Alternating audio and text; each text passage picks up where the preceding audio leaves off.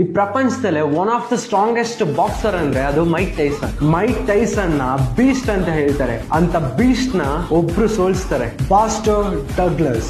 ಅಷ್ಟೊಂದು strongest fighter ಅಲ್ಲ, ಅವ್ರ ಅಮ್ಮಗೆ ಒಂದು ಮಾತು ಕೊಟ್ಟಿರೋದಕ್ಕೆ ಮೈಕ್ ಟೈಸನ್ ನ ಸೋಲಿಸ್ತಾರೆ. ಈ ವಿಡಿಯೋ ನೋಡಾದ್ಮೇಲೆ ಖಂಡಿತವಾಗಿ ನಿಮ್ಗೆ ಗೂಸ್ ಬೌನ್ಸ್ ಬರುತ್ತೆ. 1990 ಮೈಕ್ ಟೈಸನ್ಗೂ ಬಾಸ್ಟರ್ಗೂ ಅವತ್ತಿನ ದಿನ ಫೈಟ್ ಇರುತ್ತೆ. ಆ ಟೈಮಲ್ಲಿ ಮೈಕ್ ಟೈಸನ್ ಒಂದು ಮ್ಯಾಚ್ ಕೂಡ ಸೋದೋಗಿಲ್ಲ. ಆಪೋಸಿಟ್ ಅಲ್ಲಿರೋದು ಬಾಸ್ಟರ್, ಜಸ್ಟ್ ಒಂದು ನಾರ್ಮಲ್ ಬಾಕ್ಸರ್.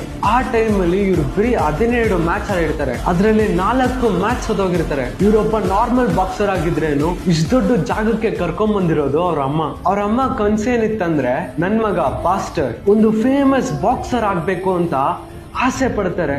ಬಟ್ ಈ ಮ್ಯಾಚ್ ನಡೆಯೋದಕ್ಕೂ ಮುಂಚೆ 2 ವಾರ ಹಿಂದೆ ಅವ್ರ ಅಮ್ಮ ಸತ್ತೋಗ್ತಾರೆ. ಮತ್ತೆ ತುಂಬಾ ಜನ ಹೇಳ್ತಾರೆ, ನೀನು ಮೈಕ್ ಟೈಸನ್ ಜೊತೆ ಫೈಟ್ ಮಾಡ್ಬೇಡ, ನೀನು ಸತ್ತೋಗ್ತೀಯ, ಮ್ಯಾಚ್ ನ ಕ್ಯಾನ್ಸಲ್ ಮಾಡ್ಬಿಡು ಅಂತ ಹೇಳ್ತಾರೆ. ಆದ್ರೆ ಬಾಸ್ಟರ್ ಅಮ್ಮಗೆ ಮಾತು ಕೊಟ್ಟಿದ್ದೀನಿ, ಖಂಡಿತವಾಗಿ ನಾನು ಮೈಕ್ ಟೈಸನ್ ನ ಬೀಟ್ ಮಾಡ್ತೀನಿ ಹಂಗಂತ ಹೇಳ್ತಾರೆ.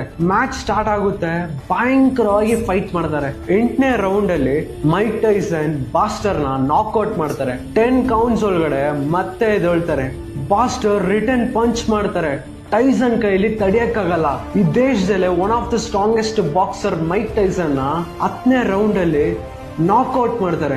ಆ ಮ್ಯಾಚ್ ನ ನೋಡಿ ಎಲ್ಲಾರು ಶಾಕ್. ಈ ಒಂದು ಕಥೆಯನ್ನ ನಾವೇನ್ ತಿಳ್ಕೊಬಹುದು ಅಂದ್ರೆ, ತಾಯಿಗೆ ಒಂದು ಮಾತು ಕೊಟ್ಟಿರೋದಕ್ಕೆ ಅಷ್ಟ್ ದೊಡ್ಡ ಬಾಕ್ಸರ್ ನ ಸೋಲಿಸ್ತಾರೆ. ಮೈಕ್ ಟೈಸನ್ ಹೇಳ್ತಾರೆ, ಯಾರೊಬ್ಬ ಅವ್ರ ಅಮ್ಮ ಹತ್ರ ಮಾತು ಕೊಟ್ಟಿರ್ತಾನೋ ಅವನ ಹತ್ರ ಫೈಟ್ ಮಾಡಕ್ ಹೋಗ್ಬೇಡಿ ಅಂತ ಹೇಳ್ತಾರೆ. ತಾಯಿಗೆ ಕೊಟ್ಟಿರೋ ಮಾತು ಅಷ್ಟು ಪವರ್ಫುಲ್ ಆಗಿರ್ತದೆ. ಗೈಸ್, ತುಂಬಾ ಜನ ವಿಡಿಯೋಸ್ ನೋಡ್ತಿದ್ದೀರಾ, ಬರೀ 4% ಜನ ಮಾತ್ರ ಫಾಲೋ ಮಾಡ್ತಿದ್ದಾರೆ. ಸೊ ದಯವಿಟ್ಟು ನಮ್ಮ ಚಾನಲ್ ನ ಫಾಲೋ ಮಾಡ್ಕೊಳ್ಳಿ. ನೀವು ಫಾಲೋ ಮಾಡೋದ್ರಿಂದ ನಂಗೆ ಇನ್ನೂ ಒಳ್ಳೆ ವಿಡಿಯೋಸ್ ಮಾಡಬೇಕು ಅಂತ ಒಂದು ಮೋಟಿವೇಶನ್ ಸಿಗುತ್ತೆ. ನೆಕ್ಸ್ಟ್ ನಾನು ಯಾರ ಬಗ್ಗೆ ಮಾತಾಡಬೇಕು ಅಂತ ಕಮೆಂಟ್ ಅಲ್ಲಿ ತಿಳಿಸಿ.